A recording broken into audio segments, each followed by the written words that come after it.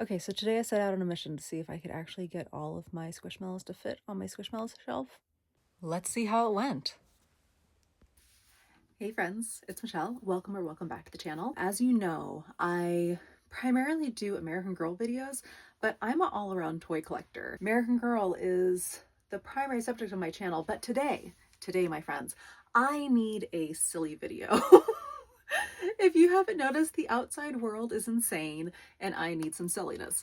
Also, because I have been grinding, I've actually been ignoring my sensory needs as a neurodiverse person. The primary way that I really facilitate my sensory needs is by engaging with my plushies. I decided I wanted to go ahead and go through all of my Squishmallows, clean them up, and then put them back in rainbow order. But also, I got some new Squishmallows for my birthday.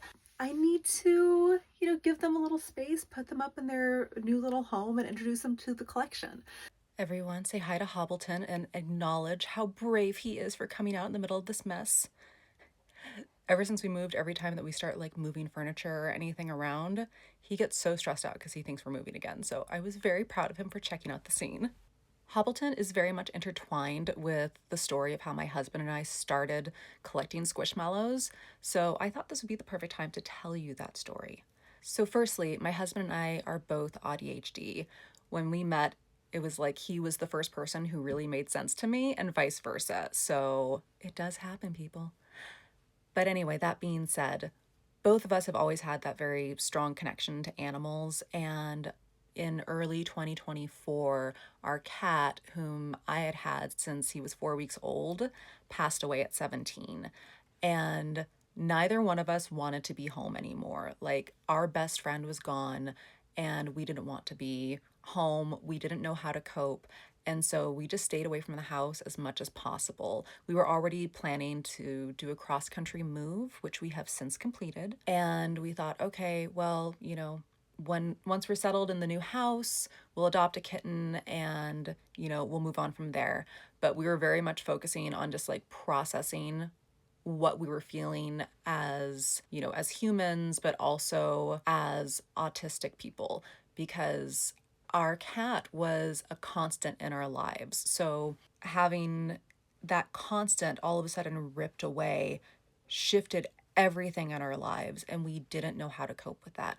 So we just ignored going home. We would go to work and then go out together and go to Target or Walgreens or whatever was open. We also went to Taco Bell a lot. But again, anything to not have to be home, just sitting in what now felt like an empty space. While we were doing all of this, we came across Squishmallows, which are very common, as a lot of us know, in the neurodiverse community.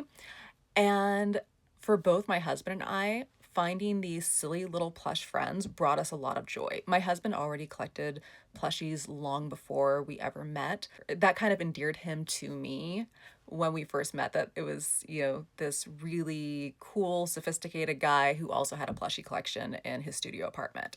Very neat. So that became the primary activity for us during this period, was squish hunting.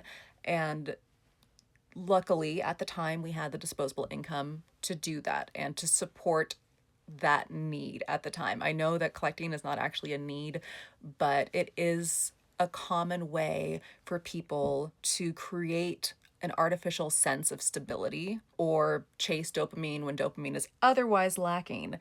And with how we were feeling and everything else that was going on at the time, we decided to indulge in that, and we made squish hunting, plushie hunting a safe space for the two of us while we dealt with our grief. So it was very much a decision to allow ourselves this privilege. So it was a way of essentially honoring our needs as autistic people to create that artificial sense of stability. So then one day when my husband and I went out to get food for our rabbit Hank, we came across an adoption event at the pet store, and my husband asked me, do you want to go see the cats? And he was concerned that maybe it'd be too much for me too soon. And I said, no, it's fine. Let's go take a look. So we went over to get some cat energy, as my husband calls it. And there was actually a representative there from the rescue, which doesn't actually happen very often. And we told her our story, and she started telling us all about these young cats, and they were running around being very active in the little room that they were in. And then I look up and I see this big gray boy sitting all by himself, just scowling out the window at the world. And I asked, "Who is that?" And that was Hobbleton. So at the time, Hobbleton had already been with this rescue for 2.5 years. He had been turned in by his original family because he was, quote, too mean. And the rescue had basically given up on him. They thought that he was mean and that he hated people. But as soon as they welcomed us into the space that he was in, he immediately warmed up to both me and my husband. And my husband saw me light up for the first time since we had lost our boy, like in a real way. And so we decided to go ahead and fill out the paperwork to adopt him.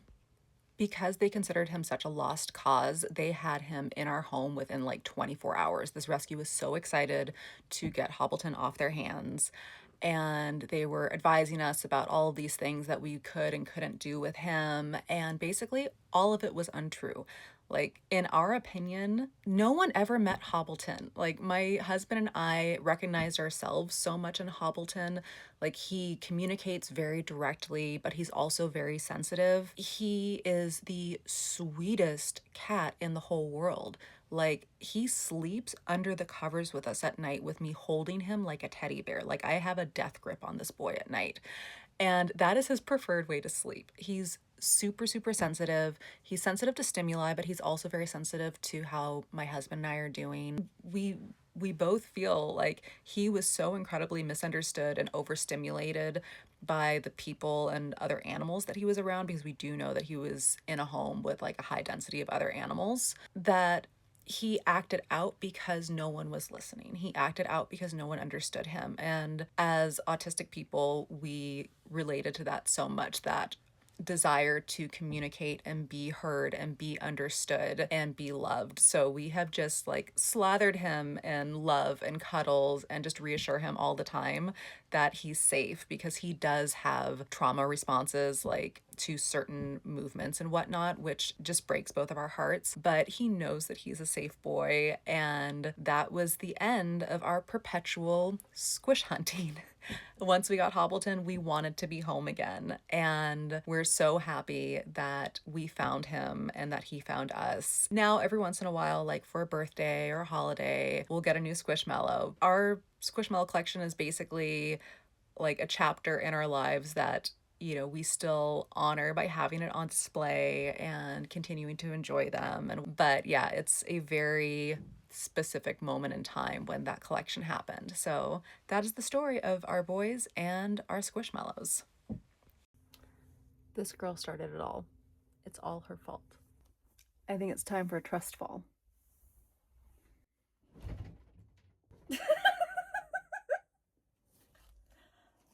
Oh, this is good. Okay, that's enough.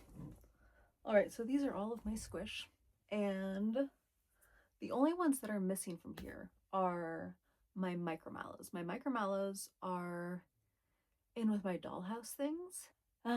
So I have to add in my keychains because those are over on the door over there.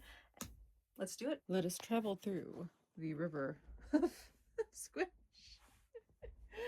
Okay, so here's where I keep a lot of my keychains, and there are other plushies in here.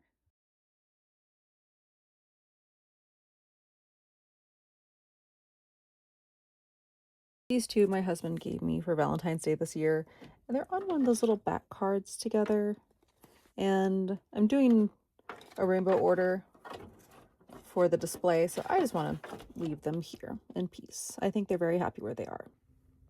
So while I have these guys out today, another thing I want to do is I keep all of my Squishmallow tags in these binders, in these little photo albums.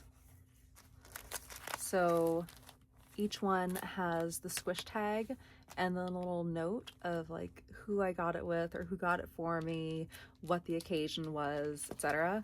And so far I have 3 of these. I had no idea that I would end up with this many Squishmallows when I started collecting them.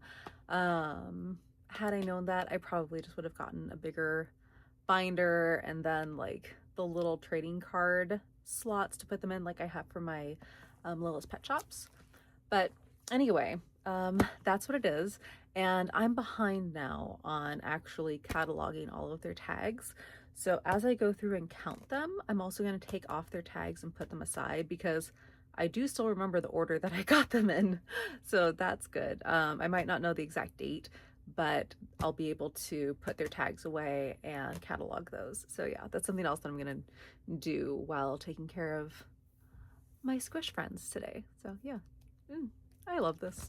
What I want to start doing is taking the large squish and putting them in between and then kind of building up from there. So, and I'm also going to leave some of my squish on the ground because I like them on the ground so I can sit with them and cuddle with them while I listen to music. I'm a floor person too. So Bren can go there. There's the neutrals.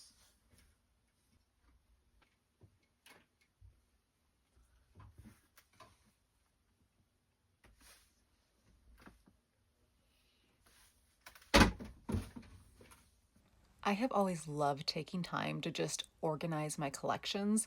It is one of the things that calms my brain the most and just really allows me to relax. Like, I absolutely love it. Pepper is one of my absolute favorite Squishmallows, and he's scented. I love strawberry scented plushies. Like, my office actually smells like that because of all my Build-A-Bears too. All right, so the pinks and the reds are done. And rainbow order is so satisfying. Took me forever to find a Junie. So I actually thrifted a lot of these.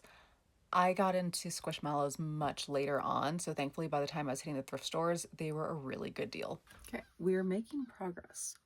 My criteria, however, when thrifting is one, it absolutely has to be one that I actually want, but two, they still have to have their tag because I catalog all the tags. And the cataloging to me is really important because I like to keep historical records of my collections. Like I've always collected back cards from dolls and My Little Ponies and things like that. So being able to have the tags where I can catalog them, the order in which I got them, what day, who gave them to me, etc. For me, that's part of the experience. That's part of all of the collecting fun is getting to keep that historical record for myself. So sound off in the comments, please, if this is true for you too. But I've noticed that when I recall a memory, I recall the object that I was interacting with at the time that that memory was captured. My guess is this has something to do with my ADHD and how fiddling with an object can actually help you to be more present because you're actively stimming. So, at any rate, I have so many memories, like core memories, that are tied to very specific objects that collecting became part of how I would recall memories with my loved ones. Because, like, oh, I got this the day that we went and did X, Y, and Z. And then it's like I can access that memory by interacting with that object. And this is also why I like to take objects with me when I go places because no, I don't need to buy something every time I go somewhere with my loved ones. But let's say that I take a specific bag charm or a specific LPS in my backpack or whatever it is, then again, interacting with that object helps me to recall the memories that I experienced while I had that object with me. So yeah, my collections also help me catalog my memories. It's really cool. All right, friends, so these are the remainders. These are the squish that did not fit on the shelving. However, most of these actually have someplace else they live in the house, so it's not really a big deal. But then here are the friends who made it up onto the shelf. I ultimately am going to go ahead and reorganize them because I want my seasonal squish in the seasonal bins. I like that I rotate them out, but it was a fun challenge to see if I could actually fit all 210 of my Squishmallows on a single shelf. Okay, so today I set out on a mission to see if I could actually get all of my Squishmallows to fit on my Squishmallows shelf, and I couldn't. But you know what? That's okay. I had a great time doing this, and it really was what I needed. Just a day to tend to my sensory needs, go into a flow state, play with my plushies, and just decompress. And it was fantastic. So thank you guys so much for hanging out. Thank you to all of the new subscribers. Oh my gosh, please Tell me about yourselves in the comments. Thank you guys for checking out the new shorts. Thank you for checking out the new long form videos. And I'm just so happy to have you guys here. I'll see you in the next one. Bye.